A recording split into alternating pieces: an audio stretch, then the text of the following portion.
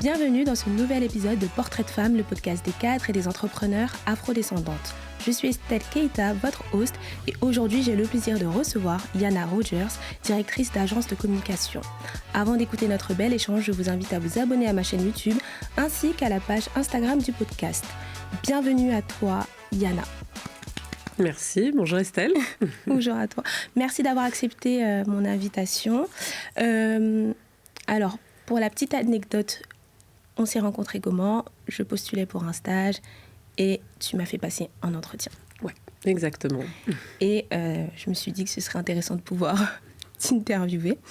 Alors, est-ce que tu pourrais te présenter, s'il te plaît ? Donc, je m'appelle Yana Rogers. Oui. Je suis directrice d'agence de communication. Une agence qui s'appelle Outcast, que j'ai le plaisir aujourd'hui d'ouvrir, puisqu'elle existe, elle est implantée aux États-Unis et à Londres.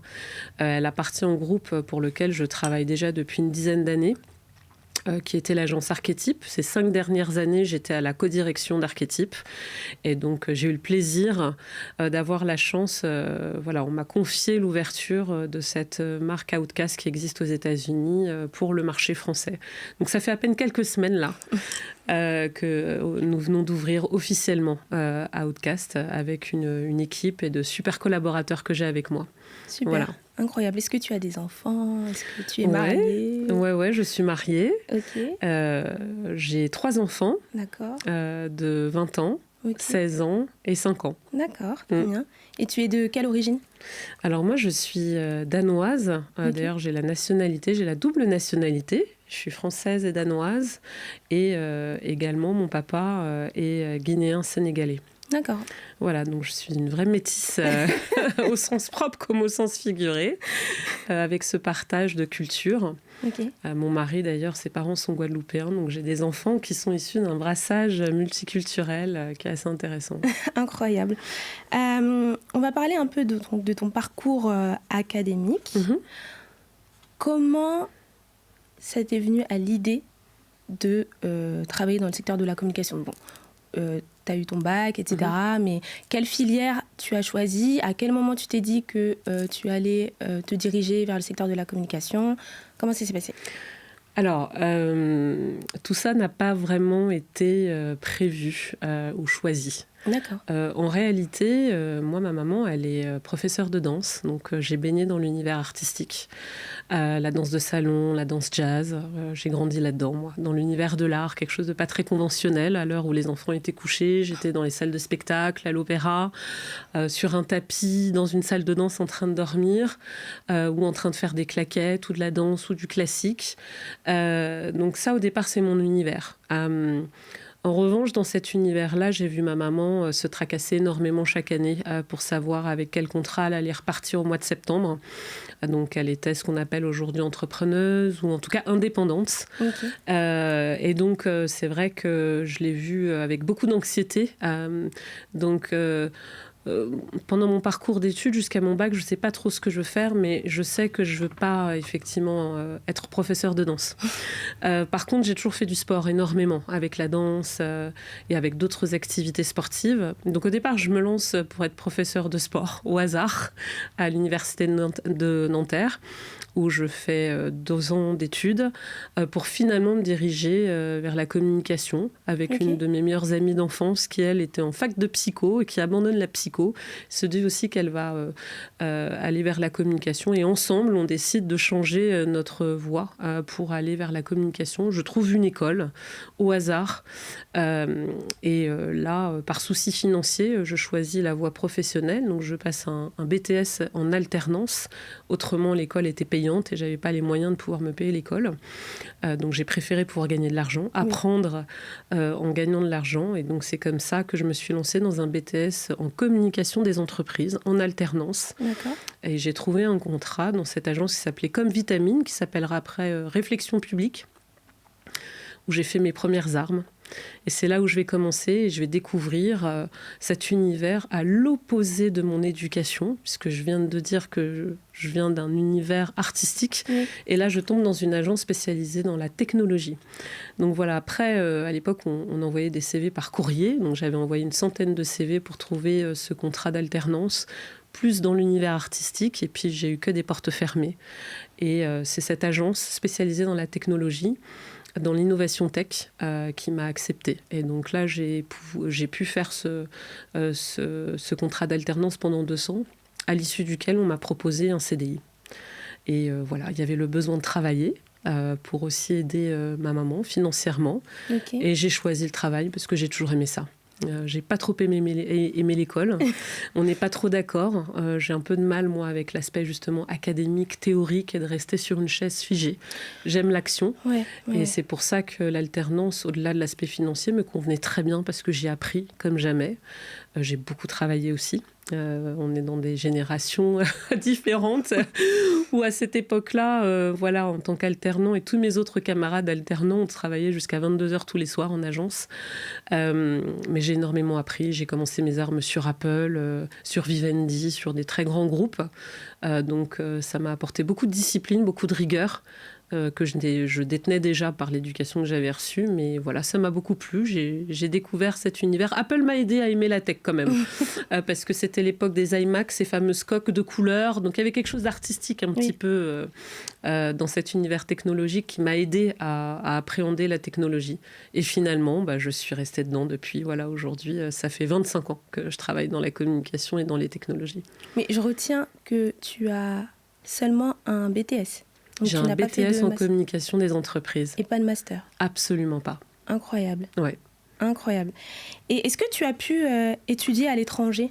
Est-ce que tu as eu la chance de pouvoir étudier ou faire des stages à l'étranger? J'ai pas eu cette chance-là. Donc, si on fait le retour, effectivement, à l'issue de mon bac, au moment où j'hésite un petit peu et que je sais pas trop ce que je veux faire, j'ai souhaité pouvoir partir 1 an en Angleterre, notamment. Mais là aussi, par souci personnel, j'ai pas pu avoir cette possibilité. Donc, c'est grâce à mon métier que je vais beaucoup partir à l'étranger. C'est grâce à mon travail, à l'occasion de rencontres de prospects ou de clients avec lesquels je vais travailler pendant plusieurs années, où je vais effectivement avoir énormément voyagé, notamment à Londres, en Allemagne, à Munich ou aux États-Unis, mais effectivement pas pendant mes études. Alors, donc, tu es directrice d'agence. C'est quoi une directrice d'agence? Quelles sont ses principales missions? D'abord, j'ai une PNL, donc j'ai une équipe, j'ai des collaborateurs, j'ai des salariés, et puis j'ai des objectifs avec un chiffre à faire. Donc, effectivement, il va falloir harmoniser tout cela, toutes ces responsabilités, en réalisant de bons recrutements, s'équiper effectivement et s'entourer de talents. Effectivement, la réussite d'une agence repose avant tout sur une belle équipe, sur des personnes talentueuses, qui vont toutes être dotées de compétences différentes pour être complémentaires. Et c'est ce qui va pouvoir former une équipe qui pourra effectivement normalement réussir à remplir des objectifs en travaillant ensemble. Donc d'abord, c'est s'équiper d'une belle équipe, et puis après, au quotidien, effectivement, je dois chercher des clients. Alors, selon l'agence dans laquelle on est, moi j'ai appartenu longtemps dans ce groupe, puisque aujourd'hui je suis directrice et je viens de lancer la marque Outcast en France, qui existait aux États-Unis, qui appartient au même groupe d'archétype qui était la précédente agence pour laquelle j'ai travaillé plus de 10 ans, et j'ai terminé ces 5 dernières années à la co-direction de cette agence. Donc c'est une agence qui rayonnait déjà énormément, et on a la chance d'avoir beaucoup de clients entrants. Ce qu'on appelle client entrant, c'est qu'on n'a pas énormément d'efforts à faire pour la prospection. Il y a une renommée internationale qui nous permet effectivement d'avoir des clients qui viennent nous chercher grâce à cette réputation et cette renommée. Et Outcast aujourd'hui est également renommé aux États-Unis. Donc il y a des opportunités entrantes. Toutefois, elle reste nouvelle sur le marché français, qui est un marché compétitif où il y a beaucoup d'autres agences. Et donc, il faut faire sa place. Donc, aujourd'hui, je reprends tout à zéro avec mon équipe, où on doit effectivement se positionner, trouver un axe différenciateur par rapport aux autres agences qui existent, avec une culture qui doit être aussi, qui doit avoir sa personnalité. Et puis surtout, accompagner des clients, des acteurs, selon, là aussi, une culture que j'essaye de partager avec mes collaborateurs quotidiennement pour là aussi se distinguer de ce qui existe sur le marché. Donc, en tant que directrice d'agence, voilà, je me munis, je me dote de personnes talentueuses avec lesquelles j'aime travailler, que j'essaye d'inspirer quotidiennement, auprès desquelles j'essaye de partager un maximum de compétences et de savoir.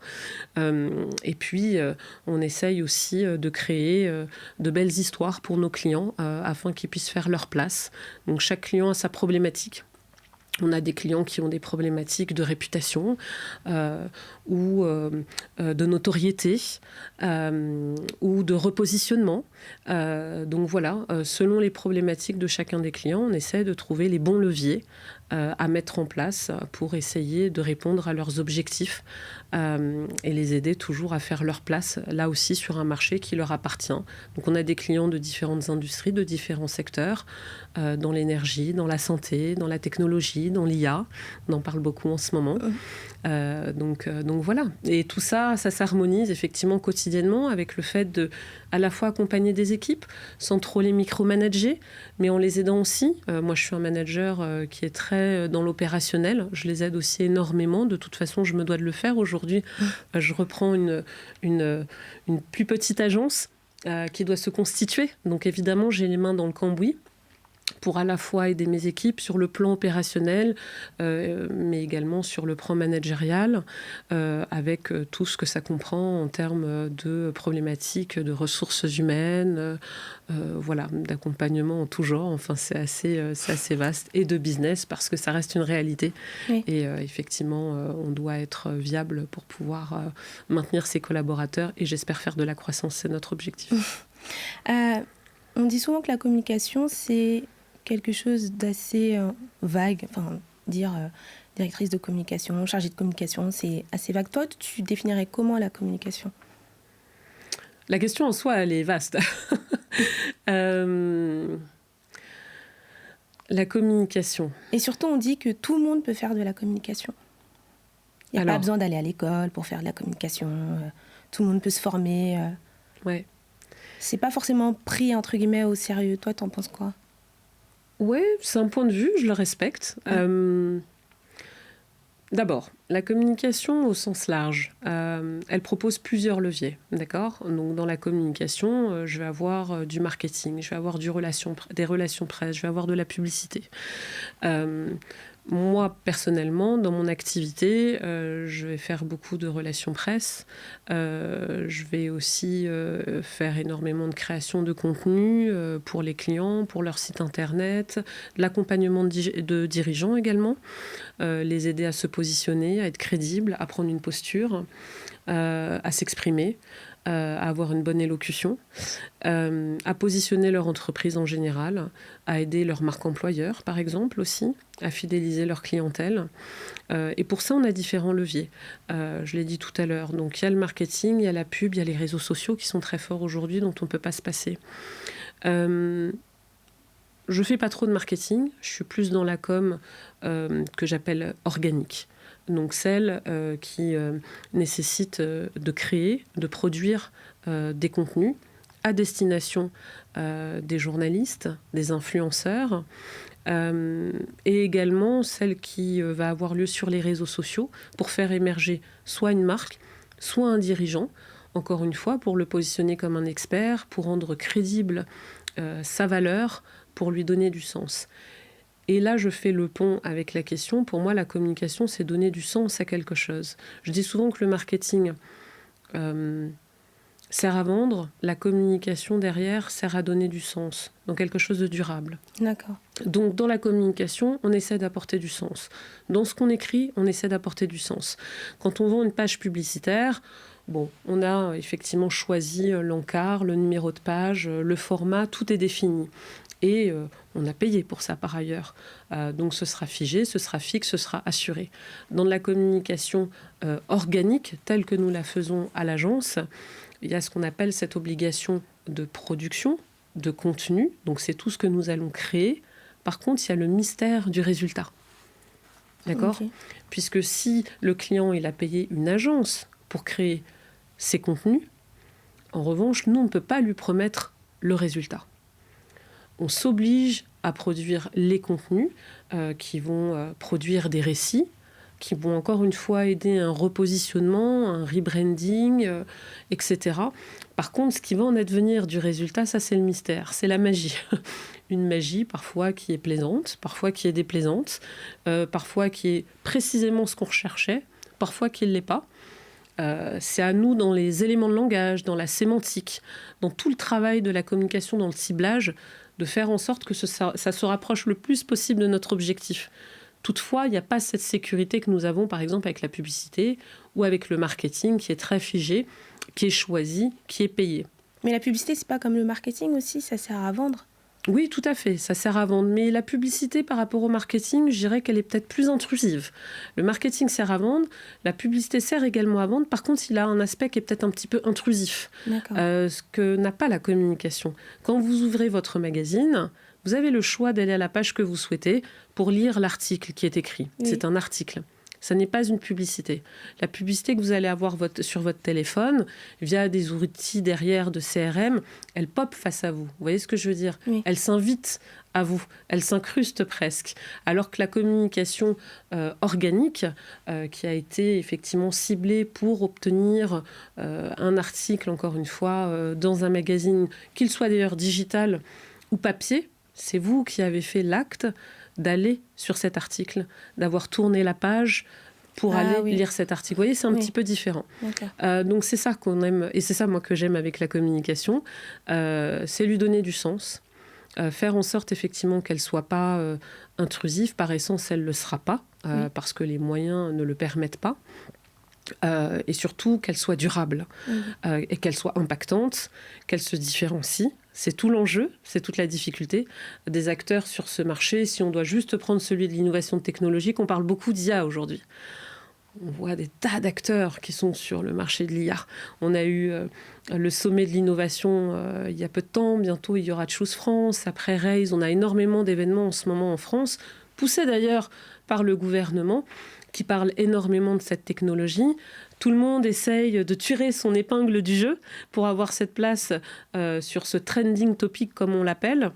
Voilà. Et là, vous imaginez la bataille pour les communicants que c'est de trouver ces bons éléments de langage pour essayer effectivement de se distinguer et d'avoir cette place à prendre pour mieux se faire remarquer que l'autre. Donc, c'est intéressant. C'est un travail de recherche. C'est un travail de création. De veille, j'imagine. C'est un travail de veille, c'est un travail de curiosité. Il faut en permanence être curieux, il faut en permanence lire les actualités, toujours être au fait des nouveautés, des tendances, des sujets, puisque c'est cela qui nous nourrissent. C'est cela qui nous aide à enrichir notre créativité, notre imagination et notre inspiration au service derrière de ces messages, de ces récits que nous allons écrire pour nos clients. Est-ce qu'un bon communicant, il doit toucher à tout ? Enfin, est-ce qu'il doit être fort sur les différents domaines de la communication, les différents leviers, relations presse, marketing, publicité ? Est-ce que toi, tu es forte partout, entre guillemets ? Non, je pense pas. Non, il doit pas être bon en tout. Est-ce que tu as une spécialité que tu aimes vraiment, vraiment, genre les relations presse, est-ce que c'est quelque chose que tu aimes vraiment, vraiment ? Est-ce qu'il y a quelque chose que tu n'aimes pas ou que tu détestes, au contraire ? Alors, tout d'abord, non, je pense pas qu'il y a nécessité d'être bon en tout. Au contraire. Oui. Je pense que c'est bon d'avoir des spécialistes. Il n'est pas rare, d'ailleurs, dans des agences, d'avoir ce fameux pôle. Oui. Vous voyez, un pôle digital, un pôle copywriting, un pôle, etc. Donc, à la rigueur, je préfère avoir des collaborateurs avec une compétence solide. Et s'il faut que ce soit une seule compétence, je préférerais ça. à quelqu'un qui aura une palette effectivement beaucoup plus élargie, mais sans maîtrise, vous voyez ? Oui. Donc non, au contraire, d'autant plus que ça le rendra crédible, et ça rendra aussi crédible notre discours auprès d'un prospect, auprès d'un client le moment venu, et surtout au moment où il faudra effectivement mettre en application le contenu en question ou le post, si c'est pour les réseaux sociaux, pour du social, pour du community management, etc. etc. Donc il n'y a pas nécessité d'être bon en tout. En revanche, il y a effectivement des profils selon leur parcours, selon les opportunités, parce que ça dépend quand même beaucoup des opportunités que vous avez eues en agence. Hein. Parfois, vous les avez choisies, mais pas toujours, notamment au début de carrière. Ça reste quand même très aléatoire. La façon dont vous allez pouvoir évoluer au sein de ces agences, auprès des clients. Il y a un turnover dans une agence pour les clients et effectivement, selon le client sur lequel vous travaillez, vous allez pouvoir développer X ou X compétences. Donc c'est quand même selon les clients que vous allez avoir, selon votre développement de carrière et effectivement, pour certains, il y aura eu la possibilité de faire ses armes sur différents pans de la communication. Moi, c'est mon cas. J'ai eu cette chance de travailler à la fois, je l'ai dit, j'ai commencé sur Apple, donc du très grand public, la tech, mais très très grand public. Mais j'ai aussi travaillé sur du B2B, comme IBM par exemple, aujourd'hui sur Cisco. J'ai travaillé sur l'audio comme JBL, là c'est de la musique, c'est du marché très grand public avec des produits qui sont vendus en grande surface. Et ça m'aura donné l'opportunité de travailler du coup sur différents leviers de communication, à la fois sur la rédaction de contenu, sur des communiqués de presse, sur l'accompagnement de dirigeants. J'ai fait aussi énormément de campagnes sur les réseaux sociaux où j'ai dû effectivement installer, parfois créer from scratch, en partant de rien, des nouvelles marques, des nouvelles pages de marques, que ce soit sur Facebook, sur X, sur Instagram, et également sur de l'événementiel. Ça, c'est quelque chose que j'aime énormément et qui relie probablement aussi un petit peu avec mes origines, celles de l'art, celle de mon enfance, où j'étais dans ces salles de spectacle, où j'ai organisé pour ma maman des soirées dansantes. Et ça, l'événementiel, j'aime énormément. Donner vie à un projet qui permet de faire vivre une expérience in real life, comme on dit, à des publics, que ce soit les clients de mon client, ou des journalistes ou des influenceurs, un événement mémorable qu'ils vont pouvoir retenir, qui va s'inscrire là aussi dans la durée, comme je le disais, cette communication qui s'inscrit durablement, qui laisse une empreinte, qui laisse une trace, avec une signature aussi, parce qu'on crée une signature, on crée un style, on crée une couleur quelque part quand on réalise un événement. Ça, c'est merveilleux. Donc l'événementiel aussi, j'en ai fait beaucoup. Et puis, j'ai aussi eu l'occasion, et là, c'est encore une fois, grâce à l'aventure que j'ai eue pour certains clients et des opportunités, de faire du placement télé, du placement produit, auprès de célébrités également. Donc ça, c'était une autre aventure. Mais voilà, la palette, elle est effectivement très large. Donc j'ai eu cette occasion de travailler sur beaucoup de choses différentes. Ce qui me donne, je pense, un œil quand même assez averti, riche, quand il s'agit de penser des nouveaux récits, des nouveaux accompagnements. Finalement, parfois... voilà, récemment, j'accompagne aujourd'hui un client dans la cryogénie. Et ben, il est possible, même si le secteur n'a rien à voir, que certaines de ces expériences passées aient pu m'inspirer pour des choses que j'ai pu mettre en application pour lui aujourd'hui. Au plus vous avez de l'expérience, quels que soient ces différents leviers que vous avez utilisés, plus ça permet effectivement d'enrichir le propos et d'enrichir les campagnes que vous allez trouver. Maintenant, si vous n'avez pas eu la possibilité de vous diversifier à ce point, ça n'est pas grave. Et encore une fois, il est très bon aussi de pouvoir être spécialiste dans un domaine. Ça renforce aussi la crédibilité et probablement le talent pour faire quelque chose de bon. Et est-ce que justement, il y a un domaine où un levier ou une expérience qui t'a pas satisfaite ou qui t'a le moins plu? Est-ce que peut-être, je sais pas, le marketing, c'est quelque chose que tu n'aimes pas ou moins? Est-ce que la pub? Parce que tu disais que l'événementiel, c'était quelque chose que tu aimais beaucoup. Mais il y a bien un levier que tu aimes moins. À cause d'une mauvaise expérience, par exemple, ou peu importe. Les mauvaises expériences se jouent pas tant par rapport au levier, elle se joue plutôt par rapport à la relation. Très bien. C'est ça qui fait une bonne ou une mauvaise expérience. En tout cas, moi, je suis curieuse. J'aime apprendre. Et j'aime pouvoir enrichir le plus possible ma palette de compétences. Donc finalement, toutes les possibilités, toutes les opportunités, j'y vais. Ce qui va rendre une expérience compliquée, c'est plutôt la relation. Et là, c'est plutôt la partie humaine, avec le client notamment, qui sera plus ou moins sympathique et qui permettra de faire plus ou moins de choses. Peut-être en relation avec la culture de l'entreprise ou avec sa propre culture. Okay. Mais c'est pas tant les leviers, c'est pas tant les sujets, je trouve. J'ai été surprise de finir par être extrêmement inspirée par des sujets au départ très éloignés peut-être de ce qui m'intéresse. Et généralement, quand j'ai été éprise de ces sujets-là, ça a été grâce à la relation humaine. Cette dimension-là, il ne faut pas la mettre de côté dans la communication. On parle de communication depuis tout à l'heure, mais surtout en agence, ce qui compte énormément, c'est les relations. Et les relations avec les clients sont extrêmement importantes. Au départ, c'est nos premiers interlocuteurs, ceux qui nous fournissent des briefs, ceux qui font appel à nos services pour les aider, effectivement, comme je l'ai dit, soit à se positionner, soit à se redéfinir. Et donc, il va y avoir un lien qui va se créer avec eux, un échange, vous voyez. Et dans cet échange, s'il y a quelque chose d'intelligent, s'il y a du respect mutuel, s'il y a de l'écoute, s'il y a de la considération, ça se passe bien. S'il n'y en a pas, c'est compliqué. Donc c'est plus ça, en fait, je pense, qui va jouer sur ce qui nous plaira ou pas. Maintenant, j'ai des collaborateurs qui vont définitivement me dire que le profil start-up n'est pas pour eux parce qu'il y a quelque chose de l'ordre de l'agilité, de la rapidité, qu'il faut savoir maîtriser. Et pour des sujets qui ont besoin effectivement de quelque chose d'ancré dans la durée, de très structuré, c'est difficile. Oui. Ça, c'est sûr. Là, on sera plutôt sur les soft skills, en fait, et sur le profil d'entreprise, voilà, très carré, très structuré, qui fait appel à beaucoup de rigueur, beaucoup d'organisation, parce qu'il y a beaucoup de volume. Et puis, effectivement, il y a des entreprises qui sont vraiment dans la rapidité, qui sont moins dans quelque chose d'ancré avec de la structure. Ça veut dire qu'il faut savoir les suivre. Ça veut dire qu'il faut faire appel à son intuition. Et ça, tout le monde n'est pas à l'aise avec aussi. Donc là aussi, c'est plus effectivement sur les soft skills que ça se joue, plutôt qu'autre chose. Là, j'entends souvent que le secteur de la communication est un secteur bouché.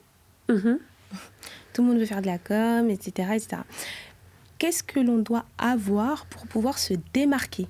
Je ne sais pas, peut-être apprendre une langue asiatique, savoir faire du graphisme, faire plein de stages, avoir plein d'expériences.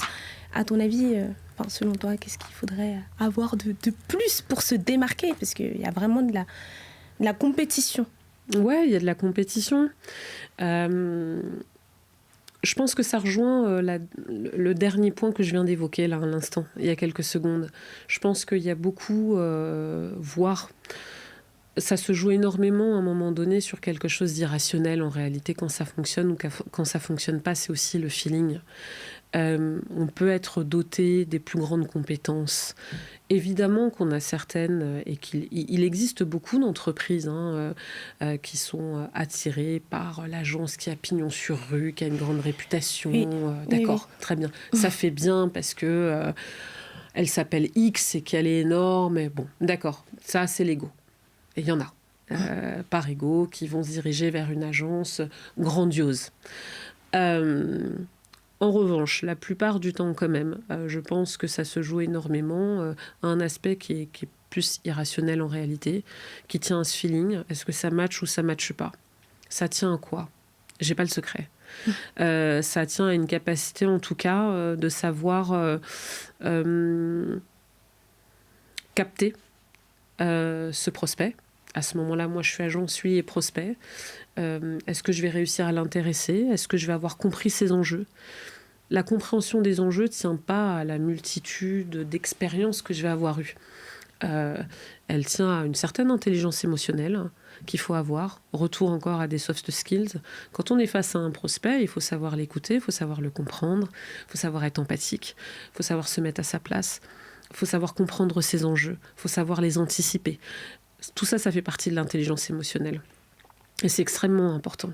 Donc, il faut qu'il se sente à l'aise avec nous. Il faut qu'il ait l'impression que nous sommes une extension de ses besoins. Il faut qu'il ait l'impression que ce sera fluide, cette relation. Il faut qu'il ait l'impression qu'il n'aura plus qu'à appuyer sur un bouton et ça y est, c'est parti, c'est fait. Il faut qu'il ait l'impression qu'on ait saisi sa problématique et qu'on va pouvoir l'aider à obtenir les objectifs qu'il s'est fixés. Et ça tient, je pense, à quelque chose d'inexplicable, encore une fois, comme je l'ai dit. C'est cette intelligence émotionnelle, c'est ce fit qui existe ou qui n'existe pas. Néanmoins, il y a certaines compétences qu'il faut avoir, toutefois. Il faut savoir se présenter, il faut avoir une posture, il faut savoir s'exprimer, évidemment. Il faut avoir confiance en soi, bien sûr. Et un exercice qui est important quand nous sommes agences et consultants face à un prospect et un potentiel client, c'est de savoir être crédible. D'accord ? Donc être crédible, c'est effectivement tout ce qui fait partie de cette posture, de cette position, de cette élocution, de cette connaissance et de la façon dont vous allez pouvoir connecter les leviers à ses besoins, les leviers aux tendances. Voilà, tout ça va devoir matcher et possiblement le convaincre. Il va falloir être convaincant. Donc finalement, si on aide aussi dans notre métier, si on accompagne beaucoup les dirigeants aussi, ce qu'on appelle l'executive profiling, l'accompagnement de dirigeants, la prise de parole, ça commence par nous. On doit savoir prendre la parole, on doit savoir s'exprimer, on doit savoir effectivement être convaincant pendant une présentation, pendant un pitch, pour pouvoir les convaincre que nous sommes le bon partenaire pour les accompagner. Incroyable. Comme des commerciaux, un peu. Comme des commerciaux, bien sûr, avec cette nuance que j'ai déjà indiquée, je pense, tout à l'heure, en image, au marketing ou à la pub, qu'il y a quelque chose de peut-être un petit peu moins intrusif, un petit peu moins agressif. Oui. Avec le commercial, il y a quelque chose de plus évident, même si, évidemment, les talents d'un commercial sont très utiles. Moi, je m'en sers. Il n'y a encore pas très longtemps, j'ai effectivement proposé à mon équipe un training avec une amie personnelle. J'ai préféré faire appel à une amie commerciale. C'est son métier au quotidien. Elle n'est absolument pas formatrice de formation. J'ai souhaité avoir quelqu'un qui avait cet ancrage et cette authenticité dans ce qu'elle exerce au quotidien et ce qui fait son salaire, puisqu'elle fait son salaire chaque mois sur le métier de commercial. J'ai souhaité effectivement qu'on s'inspire de sa posture, de ses tips, de ses bonnes pratiques, parce qu'ils sont très utiles. Même s'il était bien évident que l'idée, c'était pas de faire de mes collaborateurs des commerciaux, mais c'était essayer effectivement de prendre un petit peu le pouls de ce que c'est et effectivement de prendre un petit peu d'inspiration. Nous sommes un peu entre deux, mais c'est tout à fait vrai. Il y a un aspect commercial. Oui. Quelque part, on vend une information et on doit être convaincant, on doit convaincre. Quelque part, le client, quand il nous dit « je travaille avec vous », quelque part, il nous dit « j'achète ». C'est un peu ça, bien sûr. Mais effectivement, à ce moment-là, pour nous, il y a quelque chose de plus durable. Il n'achète pas un one-shot. Il n'achète pas une page de pub dans un encart pour la date de X en 2025. Il achète une relation qui va s'établir sur le long terme. Même si c'est un projet de 3 mois, ça reste une relation de 3 mois. Et peut-être que ce sera 1 an. Et on a des clients avec lesquels on travaille depuis 6 ans. Donc c'est un petit peu différent. Voilà, c'est un entre-deux. Il y a quelque chose d'un tout petit peu différent, d'un petit peu plus nuancé, mais ça reste effectivement aussi une relation commerciale, bien entendu. Tout à l'heure, on parlait de soft skills, de compétences, etc. Mais du coup, comment toi, tu as fait pour devenir directrice d'agence et gravir les échelons? Tu restais tard, tu faisais tout ce qu'on te demandait. Comment ça s'est passé? C'est toi qui demandais les promotions, enfin, je ne sais pas comment ça se passe, mais... Ah oui, alors il y a plusieurs choses là. D'abord, initialement, moi je suis quelqu'un de très timide. C'est quelque chose que j'ai mis du temps à admettre, devant les autres d'ailleurs, devant mes collaborateurs. Ça a été longtemps caché. J'ai toujours eu énormément de timidité. Jusqu'à présent, je ne suis pas quelqu'un de très doué pour aller copiner avec les parents de ma fille à la sortie de l'école. Oui. C'est quelque chose qui me met très mal à l'aise. Quand je dis ça, mes collaborateurs ne me croient pas. Mais c'est la vérité. Je me suis servie énormément de ce que j'ai appris dans le milieu de la danse, puisque j'avais ces spectacles de fin d'année. J'ai été sur scène, alors à une échelle d'amateur, d'amatrice. Mais j'ai effectivement longtemps fait de la danse. Et donc, il y avait ce fameux spectacle de fin d'année où il fallait un petit peu se produire.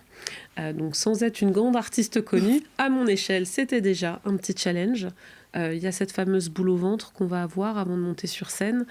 Et c'est exactement le même exercice quand on doit rencontrer un client, un prospect. Et finalement, voilà, ce que j'essayais de faire quand j'étais dans les coulisses, c'est de me dire, OK, the show must go on. Tu y vas, tu mets ton masque et ça va aller. Et je me suis servi de ça.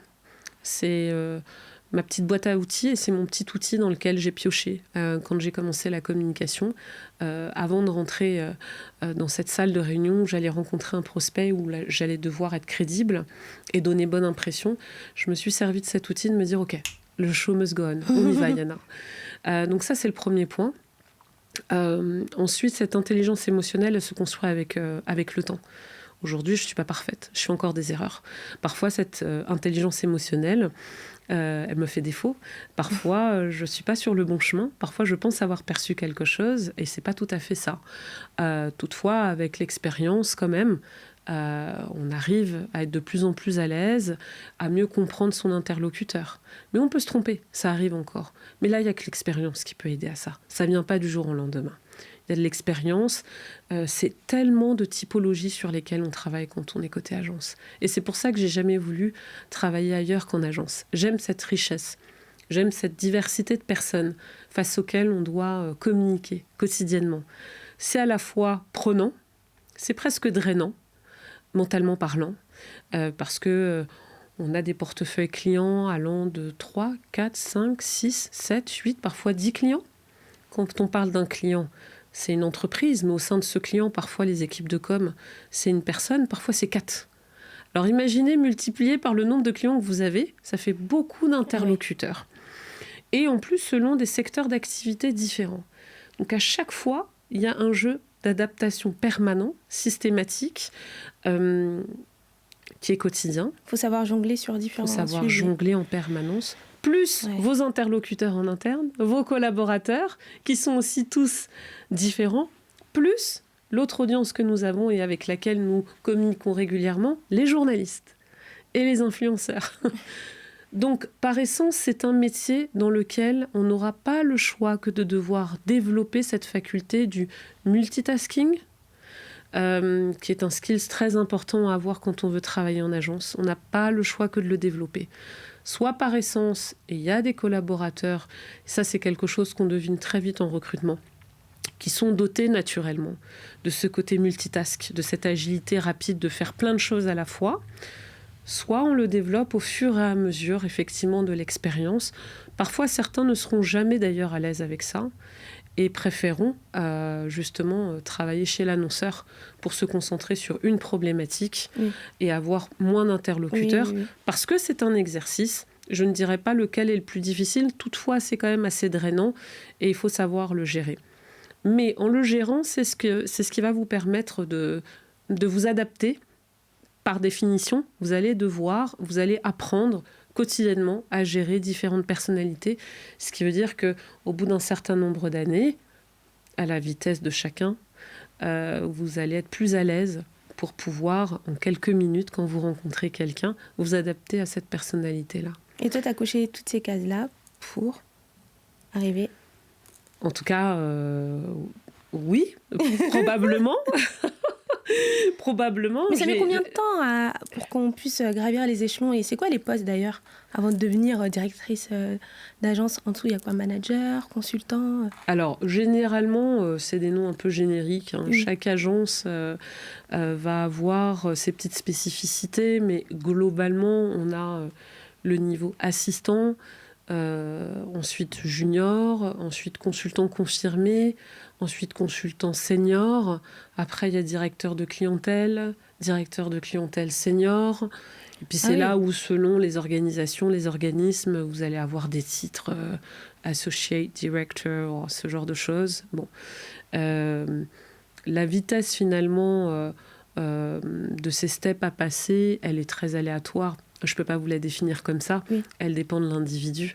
Nous, par exemple, on ne reconnaît pas d'ailleurs un collaborateur et on ne lui attribue pas de salaire vis-à-vis du nombre d'années. On attribue vis-à-vis des compétences qu'il a au moment T où il arrive chez nous. Donc il peut y avoir des collaborateurs déjà, finalement, ce qu'on appellera en début de carrière, c'est-à-dire peut-être 3 ans ou 4 ans après être sorti de l'école, qui détient déjà des compétences de celle et d'un consultant qui aura déjà 20 ans d'expérience. C'est très aléatoire. Chacun sa vitesse de progression, comme dans tous les secteurs d'ailleurs. Donc ça, c'est très aléatoire, je peux pas le définir. Est-ce que tu as fait face à des obstacles? Sexisme, racisme? Est-ce que tu as été confrontée à certaines choses dans ta carrière? Malheureusement, oui. Ok. Malheureusement, oui. En sachant que la communication, c'est quand même... Enfin, je dis sexisme, le secteur, il a l'air très féminin. C'est dominé par des femmes. Oui. La fréquentation des écoles de communication, la fréquentation de la formation de la communication, généralement, est très, très, très sollicitée par la gente féminine. Ça, c'est vrai. Donc, de fait, derrière, on aura beaucoup de candidates pour les entretiens et pour les postes de consultants. J'ai eu de malheureuses expériences, mais qui servent à se forger. J'ai eu l'expérience d'une marque que j'avais gérée de A à Z, c'est-à-dire du moment où elle est venue nous solliciter pour une proposition, souhaitant potentiellement travailler avec nous. Et donc, j'ai eu en charge le travail de la recommandation, que j'ai également présenté, et qui nous a amené à la victoire. Sauf qu'à ce moment-là, mon patron de l'époque m'a fait comprendre que je ne pouvais pas être celle qui allait représenter la marque au quotidien. Me remerciant de l'intelligence, avait-il dit, de la qualité de la présentation, puisque c'était grâce à ça qu'on avait gagné, également ma présentation à l'oral, mais que la personne, en l'occurrence ce nouveau client, ne souhaitait pas avoir une personne comme moi à la tête de la gestion de ce compte. J'ai eu un autre client pour lequel j'ai travaillé quelques années, qui, au hasard de conversation, où parfois on fait ce qu'on appelle un peu de relationship building avec le client, à l'occasion d'un déjeuner, s'était penché sur ses sensibilités politiques, avec des propos très très durs vis-à-vis de la communauté noire, et qui a fini par mettre la main sur ma cuisse. Donc là, déjà, il y avait un acte et un geste qui n'était pas correct. Et le deuxième, c'était le commentaire en me disant « Mais toi, c'est pas pareil, tu es aussi danoise ». Alors, bon, en l'occurrence, j'avais pu travailler avec lui, mais là, c'est le commentaire qui m'a un petit peu froissée. On est démunis. À l'époque, je suis plus jeune, je ne sais pas comment réagir. Ouais. Et puis après, j'ai eu l'occasion, effectivement, toujours en prospection, parfois d'essuyer des refus, mais qui auront, selon certains feedbacks, parfois été un peu maladroits, laissant entendre que c'était pour une autre raison que pour une justification intellectuelle et plutôt pour une raison qui concernait ma couleur de peau ou mes origines. Ou aussi mon background, hein, parce qu'il y a la couleur, mais il y a la double peine, il y a le background. Tu as fait la remarque tout à l'heure que j'avais un BTS en communication. Et ça, c'est plutôt d'ailleurs au sein de l'agence où j'ai été confrontée parfois à des collaborateurs qui avaient des backgrounds et des cursus d'éducation plus importants que moi. Je me souviens d'un collaborateur qui avait fait sciences politiques et qui avait fait 6 ans d'études et qui ne comprenait pas que j'avais un poste supérieur à lui, c'était pas normal. Donc ça, c'est aussi des choses qui peuvent arriver en interne lors d'échanges avec des collaborateurs qui vont éprouver une certaine jalousie et une certaine injustice de voir une collaboratrice qui aura un niveau supérieur et un poste supérieur parce que supposément celle-ci n'a pas le niveau de diplôme que ce poste méritait d'avoir. Donc il y a eu toute forme un peu de discrimination. Et comment tu fais face à cela? Tu ignores, tu réponds? J'ai pas toujours répondu. Okay. J'étais pas assez musclée à l'époque pour répondre. Mais finalement, je ne le regrette pas de ne pas avoir répondu à ce moment-là. Alors, avec tout ce qui s'est passé ces dernières années, et le mouvement notamment qui a fait beaucoup de bruit avec George Floyd, j'ai eu beaucoup de remises en question de ma part sur certains événements passés. Et j'essaie de revisiter d'ailleurs certains moments et voir comment j'aurais pu les avoir adressés autrement. Mais en réalité, je suis assez fière parce que finalement, par moments, il n'est pas plus mal peut-être d'ignorer. Oui. Et j'ai plutôt l'impression que ça m'a musclée. Voilà, il y a des événements qui ont pu me faire traverser un peu des moments difficiles quand même, parce que ça m'aura heurté et dont j'ai pu mettre du temps à me remettre. Mais dans tous les cas, ça vous forge, ça vous donne une force. Toujours. Comment tu arrives à gérer le fait d'être une mère et d'être directrice? Comment tu arrives à équilibrer? C'est sportif. C'est sportif. C'est des longues journées d'être directrice d'agence, non? C'est des longues journées. Oui, c'est des longues journées. En plus, j'ai toujours beaucoup travaillé depuis jeune. Il y a une valeur de travail qui est très importante chez ma maman, qui a toujours travaillé avec 42 fièvres et une guêtre sur le front, qui ne s'est jamais arrêtée. Mon grand-père, qui a toujours eu un respect pour la valeur travail, quel que soit le niveau de la personne d'ailleurs, qui a toujours préféré respecter quelqu'un qui travaillait, quel que soit son niveau intellect. Et ça, ils ont réussi à me le transmettre. Donc, comme je le disais déjà, en contrat de qualification, moi, quand j'étais en BTS, je terminais à 22h tous les soirs. Et j'ai toujours beaucoup travaillé. Un peu trop. Un petit peu trop. Mais il faut être bien entouré, en tout cas. Et j'ai la chance d'être bien entourée, notamment avec mon mari, qui m'a toujours soutenue. Et avec lequel on a pu former un équilibre aussi pour les enfants. Est-ce que tu as fait face à certaines désillusions, des choses qui t'ont un peu déçue dans le secteur de la com, ou que tu t'y attendais pas en fait? Je pense pas avoir eu beaucoup de désillusions. Tu t'attendais à ce que ce soit vraiment des longues journées, que tu allais beaucoup travailler, ça tu le savais? Alors, j'avais pas de... Moi, au départ, je m'étais pas faite d'idées précises. Comme je l'ai dit, je suis arrivée dans le monde de la communication au hasard de mon aventure et de ma vie. Quelques personnes, et je suis toujours surprise, quelques candidates d'ailleurs que j'ai pu rencontrer m'ont dit parfois, ça a toujours été mon rêve d'être attachée de presse. J'ai pas rêvé d'être attachée de presse, je suis tombée dedans. Du coup, je me suis jamais fait d'illusions. Je n'avais pas d'attente. Et puis pour moi, travailler dur comme je le faisais, c'était normal. Ça faisait partie de mon éducation. Donc du coup... Non, des désillusions, j'en ai eu durant évidemment mon parcours, plus à travers des expériences, des épreuves, dans le cadre de mon évolution, plutôt dans le cadre relationnel avec des collaborateurs, mais moins vis-à-vis du métier en soi, en fait. Okay. Moins vis-à-vis du métier. D'accord, très bien. Et j'ai une question, est-ce que tu pourrais... une dernière question. Est-ce que tu pourrais donner des conseils à des personnes, à des jeunes femmes noires, afrodescendantes qui souhaiteraient du coup se lancer dans le secteur de la communication? Quels conseils tu pourrais leur donner? D'abord, je dirais qu'il faut surtout pas se bloquer par rapport au cursus. Je l'ai dit, moi je viens d'un BTS en communication des entreprises. Oui. Donc je n'ai pas fait une de ces écoles très connues comme l'ISCOM ou comme les FAP. Enfin, il y en a beaucoup sur la place de Paris. D'ailleurs, très souvent centrées à Paris. Ça veut dire qu'il y a d'autres parcours. Et d'ailleurs, moi, je suis très ouverte et en faveur d'un recrutement inclusif avec le plus de diversité dans les backgrounds et dans l'éducation des candidats. Je ne suis pas très centrée sur les stéréotypes ou les formations stéréotypées, même si je les respecte, même si d'ailleurs elles réalisent effectivement souvent de bonnes formations toutefois. Mais en tout cas, je suis la preuve qu'il n'y a pas forcément besoin d'avoir un parcours très académique pour y arriver. Ce qui compte, je trouve, dans notre métier, c'est vraiment l'expérience.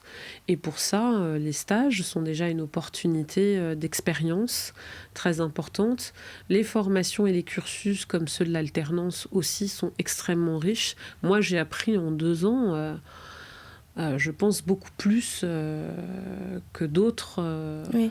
Donc, je pense que c'est surtout une question de volonté. C'est un peu bateau ce que je dis, mais c'est une réalité, même si beaucoup vont le dire. C'est une question de volonté, c'est une question de résilience, de curiosité toujours. Et puis, effectivement, il ne faut pas hésiter à emprunter des chemins, à faire preuve d'audace. On n'a pas tous les moyens de pouvoir payer une école de communication. Ces écoles que j'ai citées, souvent, sont coûteuses, sont chères. On n'a pas tous les moyens aussi de pouvoir se les payer. Donc, il y a d'autres solutions. Il y a d'autres solutions comme celle que j'ai évoquée. Et vraiment, la formation, à ce moment-là, pour moi, prime. Parce qu'en réalité, dans tout ce que je vous ai dit depuis tout à l'heure, et dans le parcours de ce métier, il y a encore une fois beaucoup de soft skills. Et ça, pour moi, c'est pas quelque chose qui s'apprend à l'école.